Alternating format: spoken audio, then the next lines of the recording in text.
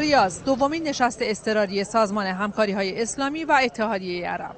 نشستی با حضور بیش از 50 تن از سران این کشورها با پیشنهاد و پیگیری جمهوری اسلامی ایران و با هدف رایزنی برای پایان دادن به تجاوز و کشتار مردم مظلوم غزه و لبنان و امداد رسانی به آوارگان.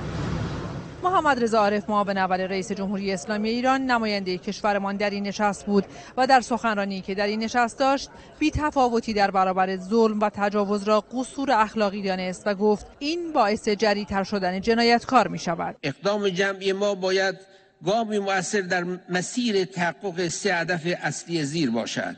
1. توقف جنایات رژیم اشغالگر. 2. انجام تدابیر لازم جهت اطمینان از عدم تکرار این جنایات. 3. جبران مناسب خسارات وارده به مردم فلسطین و لبنان به واسطه جنایات رژیم اشغالگر.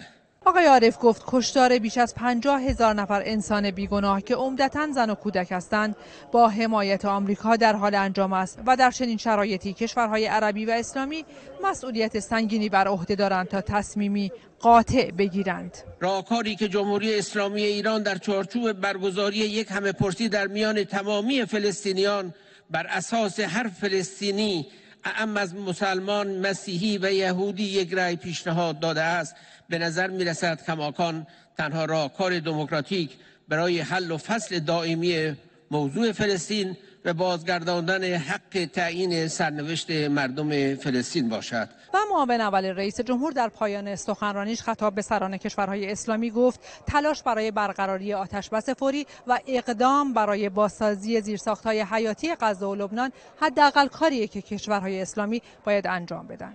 پریسا مهرافر، خبرگزاری صدا و سیما.